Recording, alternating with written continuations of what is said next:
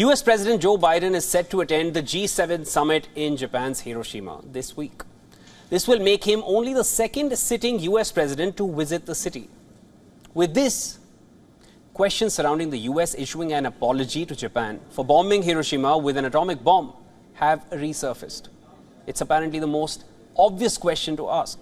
The White House has not ruled out such an event happening in this summit. It neither confirmed the same. More in our next report. This was the moment when the atomic bomb was used for the very first time. Around this time, the Second World War was already nearing its end. Germany had already surrendered and the war in Europe was over. But Japan refused to give in. To force a surrender, the United States began its invasion of Japan. After the deadly battle for Okinawa, Washington realized it needed a more efficient yet quicker way around. US forces suffered 49,000 casualties, capturing the island. So if US forces were to capture all of Japan, they would have to pay an immense cost. So the then United States President Harry S. Truman commissioned the use of the world's first atomic bomb on the Japanese city of Hiroshima. The intention was to inflict so much damage to Japan that it is left with no option but to surrender. Dropping a 4-ton uranium bomb on a city with a civilian population of over 500,000. The worst human-made catastrophe was unleashed. Over 80,000 people died instantly. Over 140,000 were to suffer lifelong with radioactive illness. Even the thought of the horror sends shivers down the spine. From that very moment, the question has lingered. Should the United States apologize for dropping the atomic bomb on Hiroshima?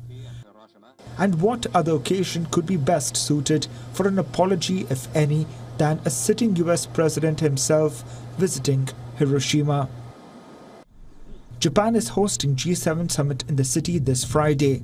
United States President Joe Biden is expected to attend the summit. Will this be the moment which Biden will use to apologize? We can't say for sure as of now, but we cannot rule it out either.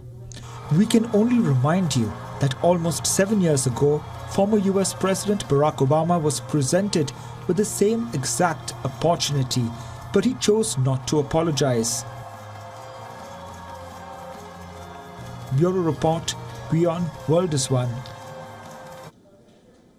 All right, for more on this, we're once again cutting across to our correspondent Susan Tehrani joining us from New York. Susan, Obama never said the words Hiroshima would want to have heard regarding those devastating blasts. Can we expect a different approach from Biden this time?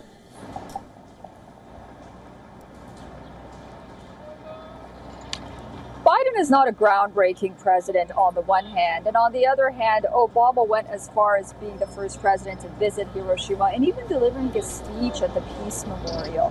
Whether some might argue that that's as far as America will go in terms of an apology, as you mentioned, and as we heard in our report, it's yet to be seen. But President Biden isn't one to really break with tradition. We've seen it many times regarding other issues as well. Just recently, he didn't break with tradition. He didn't attend the coronation of Charles III. Yes. So, and the way Biden is going to Hiroshima is very different than, for example, Obama went. He's going to Hiroshima as a group with other G7 members, and they're going to this peace memorial again as a group as well. So we'll have to wait and see, but the chances are very slim for an apology. Right, so nothing groundbreaking expected from Biden in this trip. Thank you so much for all those updates, Susan. That was Susan Tehrani joining us from New York.